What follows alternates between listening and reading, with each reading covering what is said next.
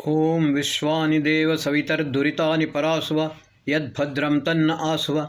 मेरे समस्त प्यारे बहन भाइयों को डॉक्टर सुकुमार शास्त्री का प्यार भरा नमस्कार। बंधुओं, मैं सर्वप्रथम अपने पूज्य गुरु पंडित सुधाकर चतुर्वेदी, जो चारों वेदों के और शास्त्रों के उच्च कोटि के विद्वान थे, स्वतंत्रता सेनानी भी थे और 123 वर्ष तक हम सभी लोगों को प्रेरणा देते रहे और अंत में दिवंगत हुए, सर्वप्रथम उनको मैं सादर प्रणाम करता हूँ। बंधुओं, वर्तमान काल में सभी लोगों को गैस की एक जटिल समस्या है। उससे बहुत परेशानी होती है। कमर में भी दर्द होता है, पीठ में भी दर्द होता है और कई लोग ऐसे हैं कि जो उसमें कमर पर एक बेल्ट बांध करके भी घूमते हैं। तो उसके लिए है आपको एक सरल सा उपाय बताता हूँ। एक मंत्र आता है ऋग्वेद में, आपो हिस्ता मयो भवस्तान ऊर्जे दधातना महिरणाय चक्षसे। बंधु, वैसे तो आपा शब्द के 6 अर्थ होते हैं, लेकिन मैं एक बात को लेकर के यहाँ पर ये करता हूँ। अपस्वंतरमृतम अपसु भेषजम। जल में अमृत है और भेषज यानी औषधि भी है। बंधु, जब आप स्नान करते हैं तो क्या करते हैं, अक्सर लोग या तो बदन पर या सिर पर सीधा पानी डाल देते हैं, लेकिन वैसा नहीं करना चाहिए। उससे क्या होता है, जिसको गैस ट्रबल की समस्या होती है उसका अपान वायु सारे बदन में फैल जाता है और वो बहुत कष्टदायी हो जाता है। इसलिए सर्वप्रथम क्या करना चाहिए, मैं आपको ये दिखाता हूँ। बंधुओं, नहाने से पहले ये नाभि है, नाभि के नीचे हाथ आपको ऐसे रखना है और 2-3 लोटा इस पर धार मार करके आपको अपनी नाभि पर डालना है। उससे क्या होता है, उससे ये होता है कि अपान वायु नीचे निकल जाती है और गैस की समस्या 50% वैसे ही ठीक हो जाती है। बंधु, और भी अगर समस्या है तो खाना खाने के बाद आप 5 से लेकर के 7 मिनट तक वज्रासन में बैठिए, तो इससे आपका डाइजेशन भी हो जाएगा, अच्छा हो जाएगा, डकारें भी निकलती हैं, गैस समस्या भी निवृत्त हो जाती है। और उसके साथ ही आप यदि कपालभाति प्राणायाम करें तो उससे आपको गैस और शुगर दोनों के लिए फ़ायदेमंद होता है। बंधुओं, यहाँ पर क्या है, आपो हिस्ता मयो भवस्तान ऊर्जे दधातना महिरणाय चक्षसे। इसमें एक शब्द आता है रण, रणाय करके। अक्सर लोग क्या करते हैं, रण का अर्थ संघर्ष करते हैं, युद्ध करते हैं, लेकिन महर्षि यास्क, जो महर्षि वेदव्यास से पहले थे, उन्होंने एक अद्भुत ग्रंथ लिखा, निरुक्त। निरुक्त में उन्होंने उसका निर्वचन किया, रणाय रमणीय दर्शनाय। बंधुओं, सुश्रुत ने अपने संहिता में चरक ने अपनी संहिता में लिखा है उसको किस प्रकार किया जा सकता है।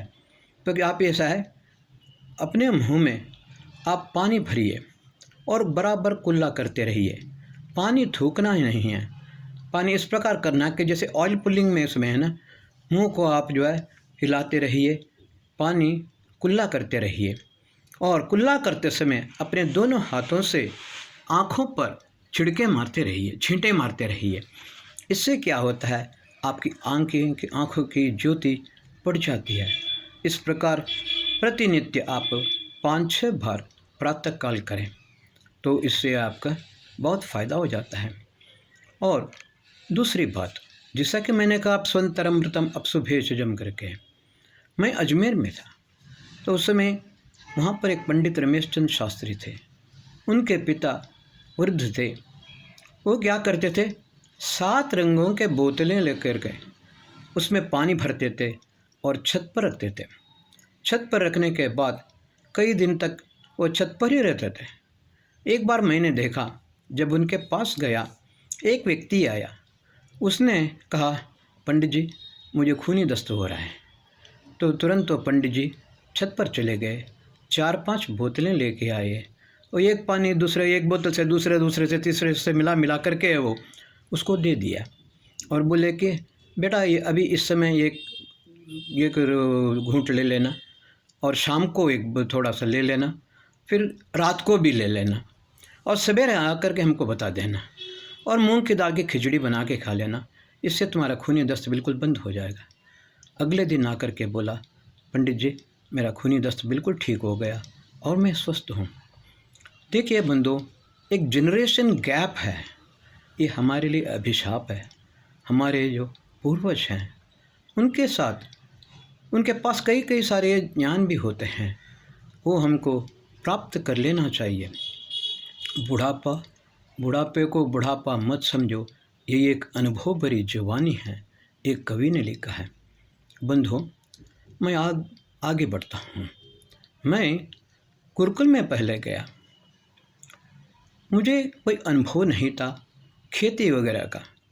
मुझे एक फावड़ा दिया गया, फावड़ा दे करके कहा कि इसको ऐसा कि गड्ढा करो, खोदो।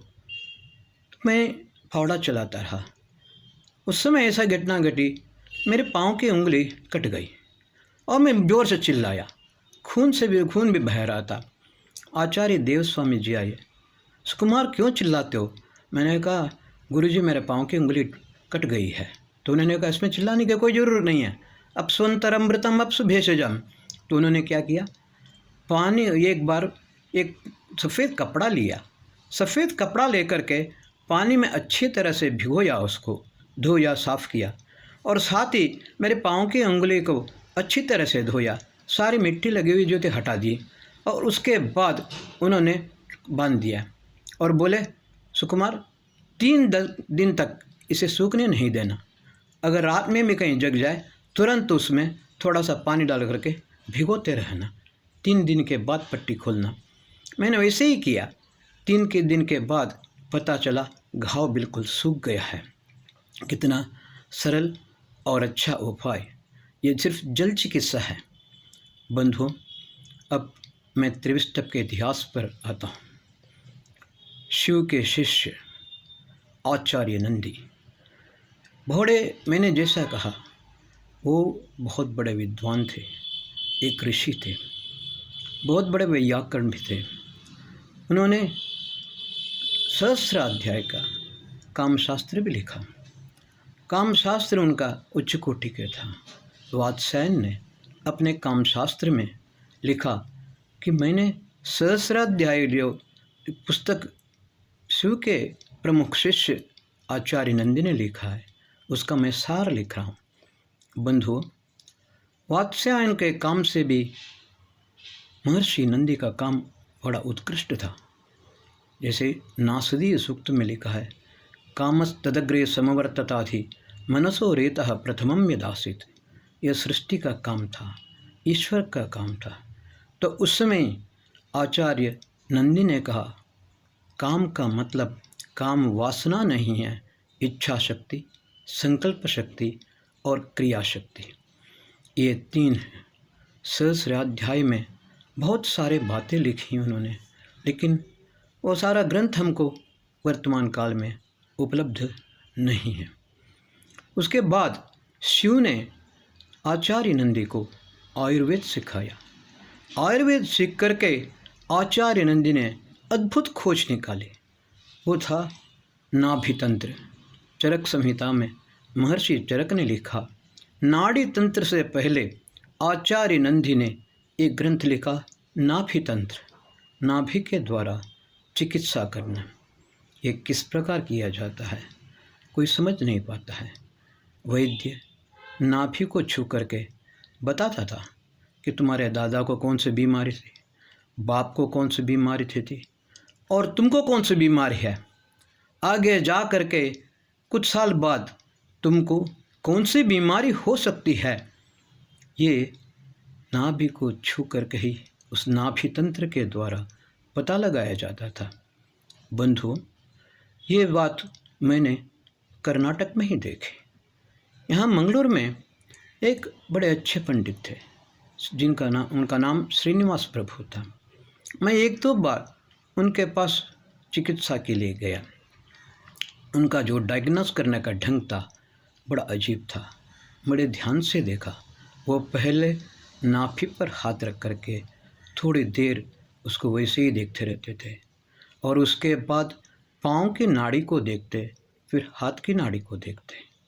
मुझे बड़ा विचित्र लगा। मैंने उनसे थोड़ी सी जानकारी प्राप्त करनी चाहिए। उन्होंने मुझसे पूछा, अभी तुम क्या अध्ययन कर रहे हो?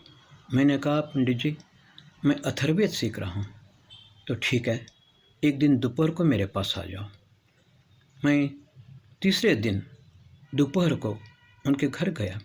वो खाना खा करके इजी चेयर पर आराम कर रहे थे। मैंने उनका चरण स्पर्श किया और वैद्य जी से कहा, वैद्य जी आपने जिस प्रकार से डायग्नोस किया है, वो पहले नाभि पर हाथ रखा, फिर पाँव की नाड़ी को पकड़ा, पर उसके बाद हाथ की नाड़ी को। इस बारे में मैं जानना चाहता हूँ, मुझे थोड़ी सी जिज्ञासा हो गई है। क्या मैं जान सकता? उन्होंने कहा, तुमको ज़रूर मैं बताऊँगा बेटा, ये नाभि तंत्र है। मैं पूरी तरह से नहीं जानता, लेकिन थोड़ा बहुत अपने साधना के द्वारा जान गया हूँ। बंधुओं, उन्होंने कहा मुझसे, मैं तुमको उदाहरण प्रस्तुत करता हूँ। उडुपी से दो सज्जन मेरे पास आए। उनका नाम, सरनेम उनका आचार्य था। एक शायद बीवी आचार्य थे और दूसरे शायद यूएल आचार्य थे। दोनों सज्जन के पास आए थे। हुआ ये कि उनको एक सज्जन को, जो इंग्लिश के प्रोफेसर आचार्य थे, तो उनको पेट में दर्द होता था और मोशन में बहुत खून निकलता था। उनको मणिपाल में अस्पताल में भर्ती किया तो डॉक्टरों ने टेस्ट करके बताया इनको कैंसर है, ऑपरेशन करना है। वो बेचारे घबरा गए। उन्होंने अपने मित्र दूसरे आचार्य को बुलाया, वो केमिस्ट्री के प्रोफेसर थे।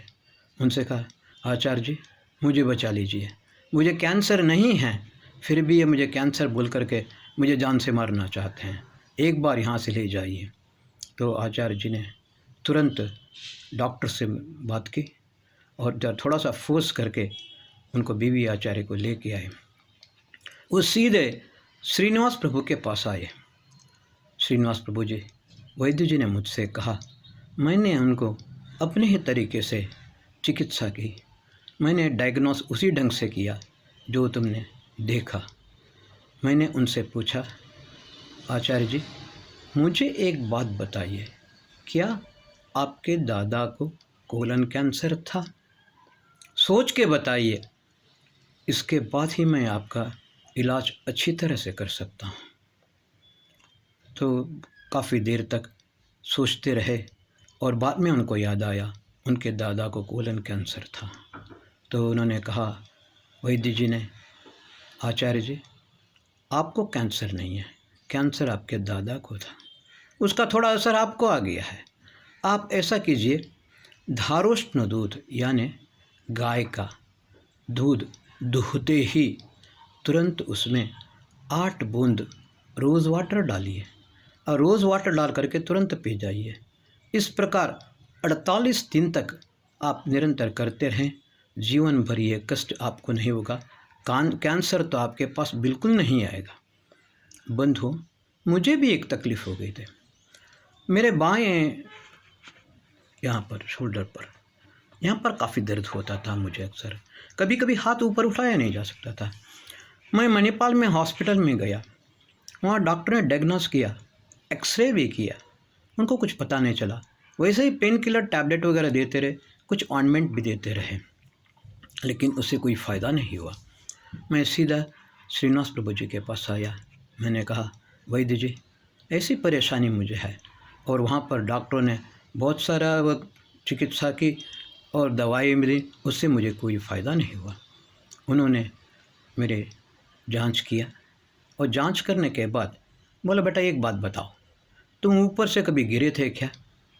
मैंने सोच करके बताया, हाँ गुरु वैद्य जी, मैं एक बार छत से नीचे गिरा, नीचे ऐसे गिरा कि एक ईंट खिसक गई और सीधा नीचे गिर गया। इतने ज़ोर से गिरा कि मेरी चड्डी फट गई। मैं बड़ा परेशान हुआ। तो वैद्य जी ने कहा, जहाँ पर तो वो तुमको लगी है, लेकिन वास्तव में वो नहीं हुए, अंदर ही अंदर वह नर्व तुम्हारा जो शोल्डर के ऊपर का नर्व है वहाँ पर तुम्हारा डैमेज हुआ है। तुमको और कुछ नहीं करना है, थोड़ी सी दवाई मैं देता हूँ, लेकिन एक प्राणायाम मैं तुमको सिखाता हूँ। वो प्राणायाम था मेरुदंड प्राणायाम। मैंने कई लोगों को भी सिखाया उन्होंने। उस मेरुदंड प्राणायाम से low back pain, slip disc और स्पॉन्डिलाइटिस ये सब ठीक हो सकते हैं।